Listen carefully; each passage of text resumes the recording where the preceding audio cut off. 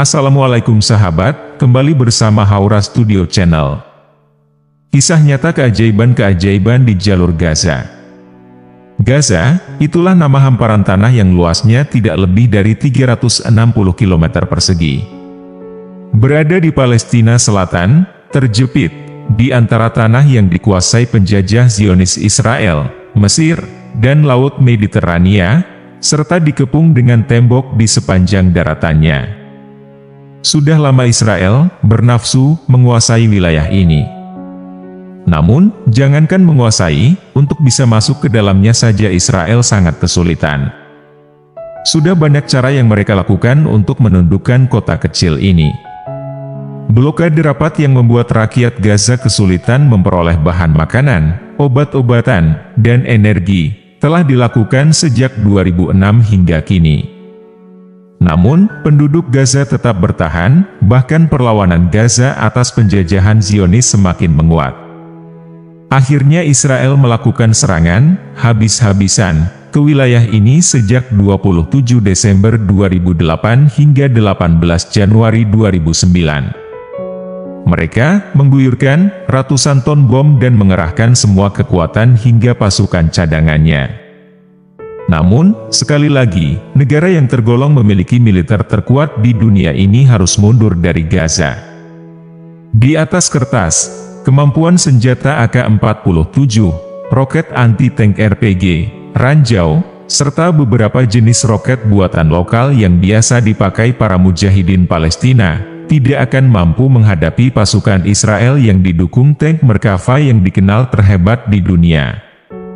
Apalagi menghadapi pesawat tempur canggih F-16, heli tempur Apache, serta ribuan ton bom canggih buatan Amerika Serikat.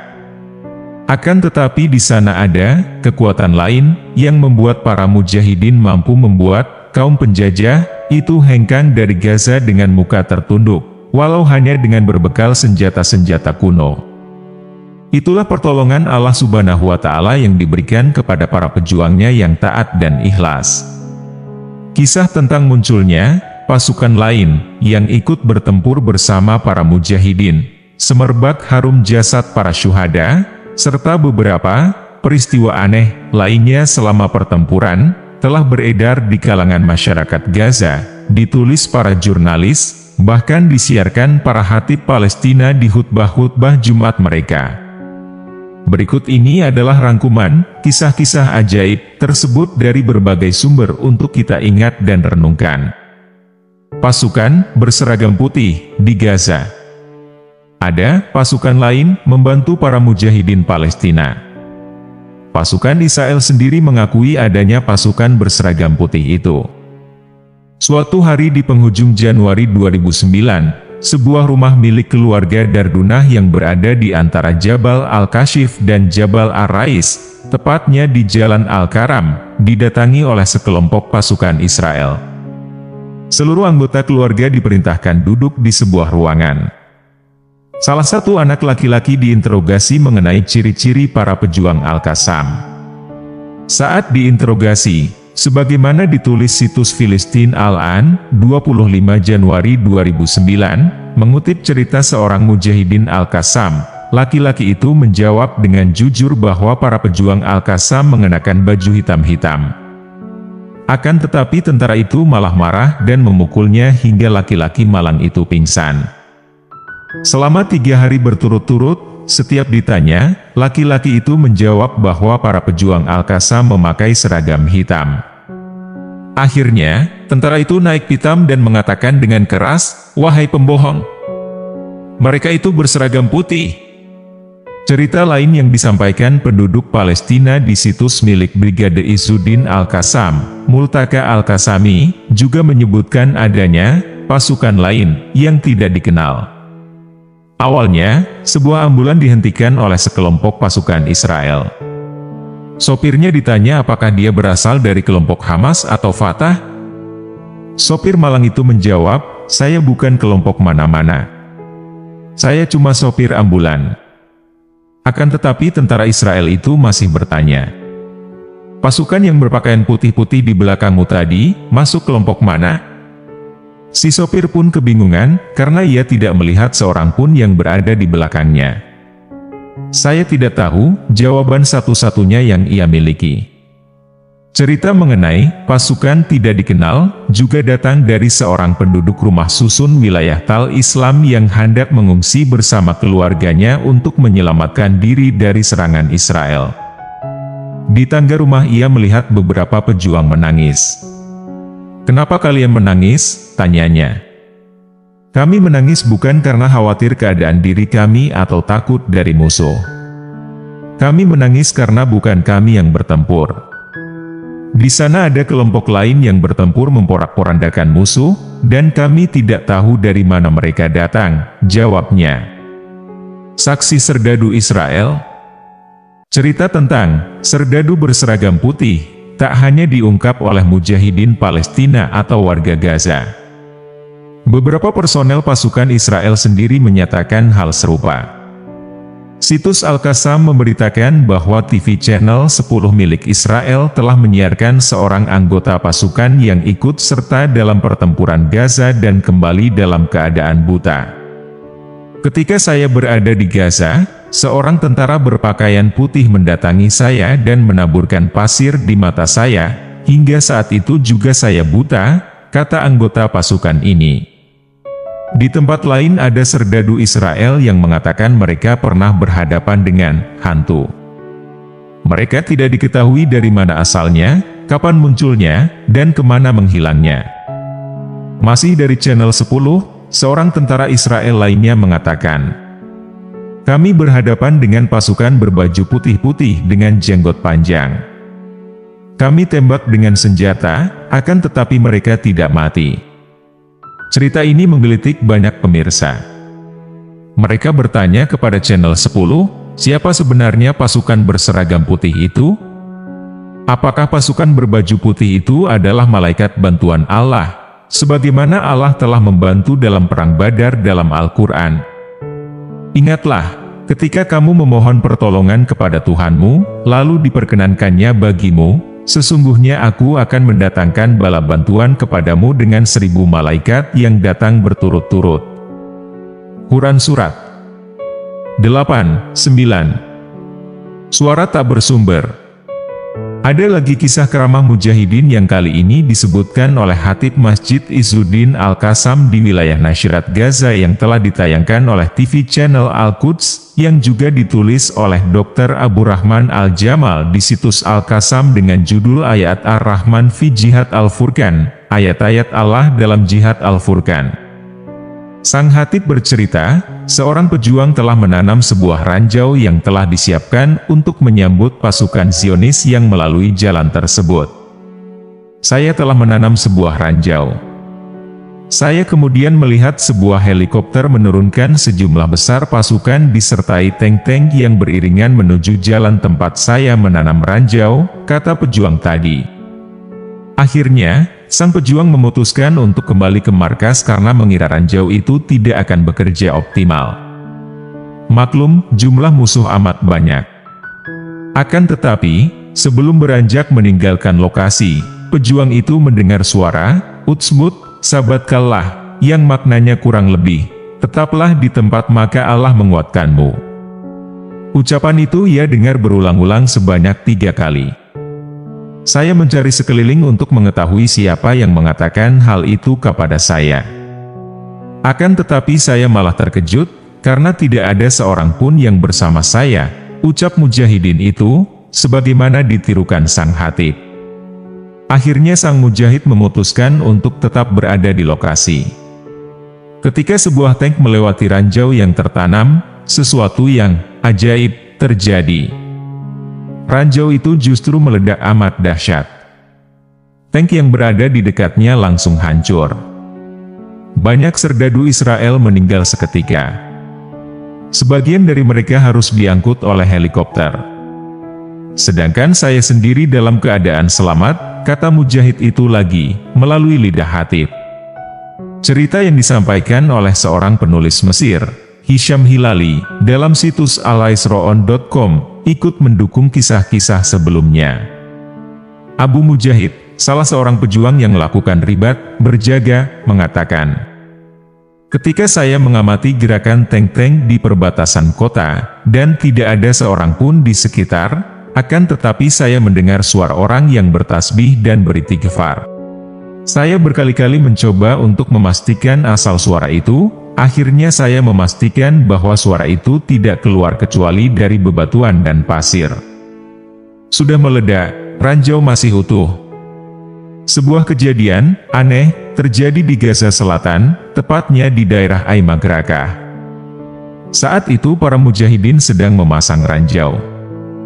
Di saat mengulur kabel, tiba-tiba sebuah pesawat mata-mata Israel memergoki mereka. Bom pun langsung jatuh ke lokasi itu. Untunglah para mujahidin selamat. Namun, kabel penghubung ranjau dan pemicu yang tadi hendak disambung menjadi terputus. Tidak ada kesempatan lagi untuk menyambungnya, karena pesawat masih berputar-putar di atas. Tak lama kemudian, beberapa tank Israel mendekati lokasi di mana ranjau-ranjau tersebut ditanam. Tak sekadar lewat, tank-tank itu malah berhenti tepat di atas peledak yang sudah tak berfungsi itu. Apa daya, kaum mujahidin tak bisa berbuat apa-apa. Kabel ranjau jelas tak mungkin disambung, sementara tank-tank Israel telah berkumpul persis di atas ranjau. Mereka merasa amat sedih, bahkan ada yang menangis ketika melihat pemandangan itu. Sebagian yang lain berdoa, "Allahumma kamalam tumakina minhum, Allahumma latumakin lahum," yang maknanya, "Ya Allah, sebagaimana Engkau tidak memberikan kesempatan kami menghadapi mereka, jadikanlah mereka juga tidak memiliki kesempatan serupa." Tiba-tiba, ketika fajar tiba, terjadilah keajaiban. Terdengar ledakan dahsyat persis di lokasi penanaman ranjau yang tadinya tak berfungsi. Setelah tentara Israel pergi dengan membawa kerugian akibat ledakan tersebut, para mujahidin segera melihat lokasi ledakan. Sungguh aneh, ternyata seluruh ranjau yang telah mereka tanam itu masih utuh. Dari mana datang ledakan? Wallahu alam. Masih dari wilayah Aimag Rakah. Saat pasukan Israel menembakkan artileri ke salah satu rumah, hingga rumah itu terbakar dan api menjalar ke rumah sebelahnya, para mujahidin dihinggapi rasa khawatir jika api itu semakin tak terkendali. Seorang dari mujahidin itu lalu berdoa, "Wahai Zat yang merubah api menjadi dingin dan tidak membahayakan untuk Ibrahim, padamkanlah api itu dengan kekuatan MU." Maka, tidak lebih dari 3 menit, api pun padam. Para mujahidin menangis terharu karena mereka merasa Allah Subhanahu wa Ta'ala telah memberi pertolongan dengan terkabulnya doa mereka dengan segera. Merpati dan anjing. Di saat para mujahidin terjepit, hewan-hewan dan alam tiba-tiba ikut membantu, bahkan menjelma menjadi sesuatu yang menakutkan. Seorang mujahid Palestina menuturkan kisah aneh lainnya kepada situs Filistin Al-An, 25/1/2009. Saat bertugas di wilayah Jabal Ar-Rais, sang mujahid melihat seekor merpati terbang dengan suara melengking, yang melintas sebelum rudal-rudal Israel berjatuhan di wilayah itu.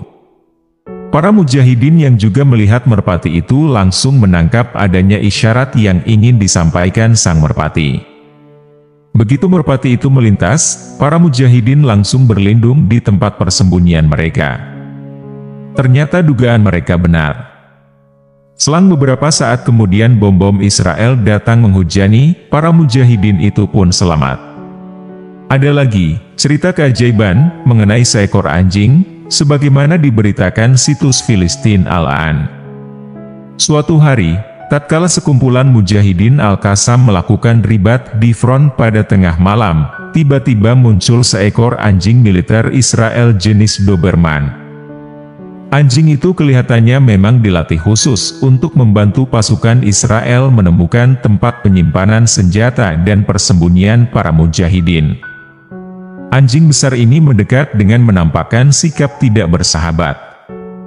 Salah seorang mujahidin kemudian mendekati anjing itu dan berkata kepadanya, "Kami adalah para mujahidin di jalan Allah dan kami diperintahkan untuk tetap berada di tempat ini.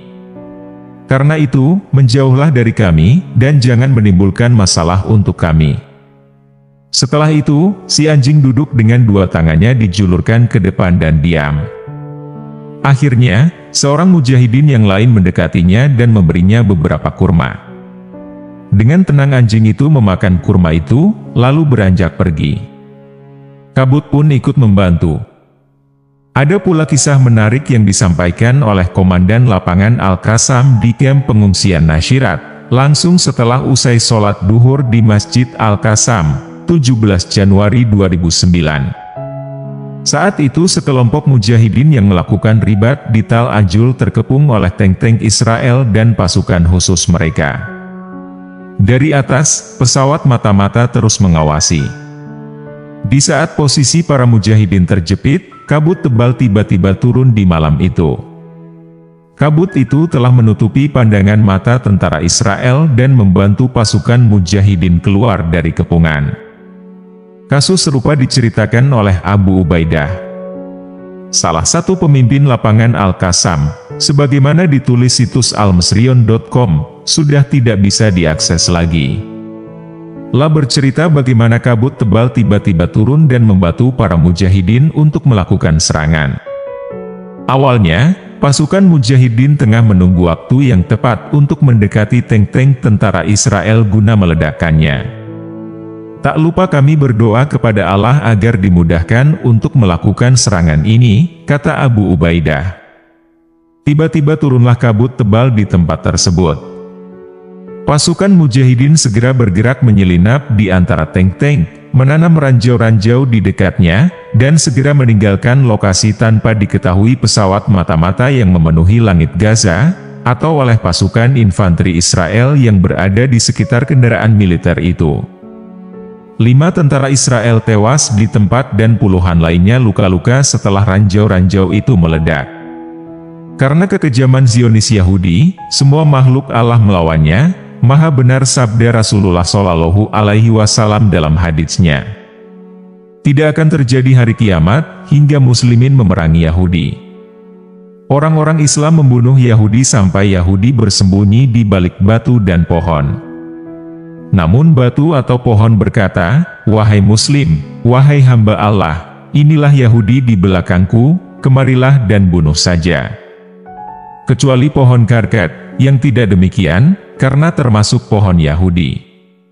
Hadis riwayat Muslim dalam Syahih Jami, Syakir nomor 7427. Maka, yang sebenarnya, bukan kamu yang membunuh mereka, akan tetapi Allah lah yang membunuh mereka, dan bukan kamu yang melempar ketika kamu melempar, tetapi Allah lah yang melempar. Allah berbuat demikian untuk membinasakan mereka, dan untuk memberi kemenangan kepada orang-orang Mu'min, dengan kemenangan yang baik. Sesungguhnya Allah Maha Mendengar lagi Maha Mengetahui. Itulah karunia Allah yang dilimpahkan kepadamu, dan sesungguhnya Allah melemahkan tipu daya orang-orang yang kafir. Quran Surat 8, 17-18. Selamat dengan Al-Quran. Cerita ini bermula ketika salah seorang pejuang yang menderita luka memasuki rumah sakit Asy-Syifa. Seorang dokter yang memeriksanya kaget ketika mengetahui ada sepotong proyektil peluru bersarang di saku pejuang tersebut. Yang membuat ia sangat kaget adalah timah panas itu gagal menembus jantung sang pejuang karena terhalang oleh sebuah buku doa dan mushaf Al-Quran yang selalu berada di saku sang pejuang.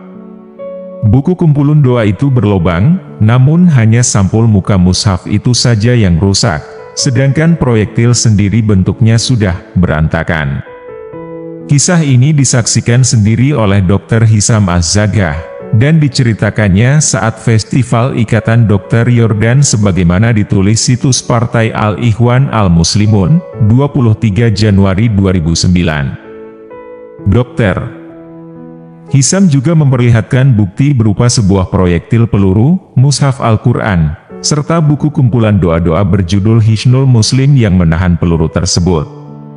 Abu Ahid, Imam Masjid An-Nur di Hai Asy-Syaikh Ridwan, juga punya kisah menarik. Sebelumnya, Israel telah menembakkan 3 rudalnya ke masjid itu hingga tidak tersisa kecuali hanya puing-puing bangunan. Akan tetapi mushaf-mushaf Al-Quran tetap berada di tempatnya dan tidak tersentuh apa-apa, ucapnya seraya tak henti bertasbih. Kami temui beberapa mushaf yang terbuka tepat di ayat-ayat yang mengabarkan tentang kemenangan dan kesabaran. Dan kami pasti akan menguji kamu dengan sedikit ketakutan, kelaparan, kekurangan harta, jiwa, dan buah-buahan. Dan sampaikanlah kabar gembira kepada orang-orang yang sabar, yaitu orang-orang yang apabila ditimpa musibah mereka berkata, sesungguhnya kami milik Allah dan kepadanyalah kami kembali. Al-Baqarah 2, 155-156. Jelas Abu Ahid sebagaimana dikutip Islam Online, 15 Januari 2009. Harum jasad para syuhada. Abdullah Asyani adalah anggota kesatuan sniper, penembak jitu, Al-Qassam yang menjadi sasaran rudal pesawat F-16 Israel ketika sedang berada di pos keamanan di Nashirat, Gaza. Jasad komandan lapangan Al-Qassam dan pengawal khusus para tokoh Hamas ini hilang setelah terkena rudal. Selama 2 hari jasad tersebut dicari, ternyata sudah hancur tak tersisa kecuali serpihan kepala dan dagunya. Serpihan-serpihan tubuh itu kemudian dikumpulkan dan dibawa pulang ke rumah oleh keluarganya untuk dimakamkan. Sebelum dikebumikan, sebagaimana dirilis situs syria-aleppo.com, 24 Januari 2009, serpihan jasad tersebut sempat disemayamkan di sebuah ruangan di rumah keluarganya. Beberapa lama kemudian, mendadak muncul bau harum misk dari ruangan penyimpanan serpihan tubuh tadi. Keluarga Abdullah Asyani terkejut lalu memberitahukan kepada orang-orang yang mengenal sang pejuang yang memiliki kunyah, julukan Abu Hamzah ini. Lalu, puluhan orang ramai-ramai mendatangi rumah tersebut untuk mencium bau harum yang berasal dari serpihan-serpihan tubuh yang diletakkan dalam sebuah kantong plastik. Bahkan, menurut pihak keluarga, 20 hari setelah wafatnya pria yang tak suka menampakkan amalan-amalannya ini, bau harum itu kembali semerbak memenuhi ruangan yang sama. Cerita yang sama terjadi juga pada jenazah Musa Hasan Abu Nar, mujahid Al-Qassam yang juga syahid karena serangan udara Israel di Nasiriyah. Dr. Abdurrahman Al-Jamal, penulis yang bermukim di Gaza, ikut mencium bau harum dari sepotong kain yang terkena darah Musa Hasan Abu Nar. Walau kain itu telah dicuci berkali-kali, bau itu tetap semerbak. Ketua Partai Amal Mesir, Majdi Ahmad Hussein, menyaksikan sendiri harumnya jenazah para syuhada.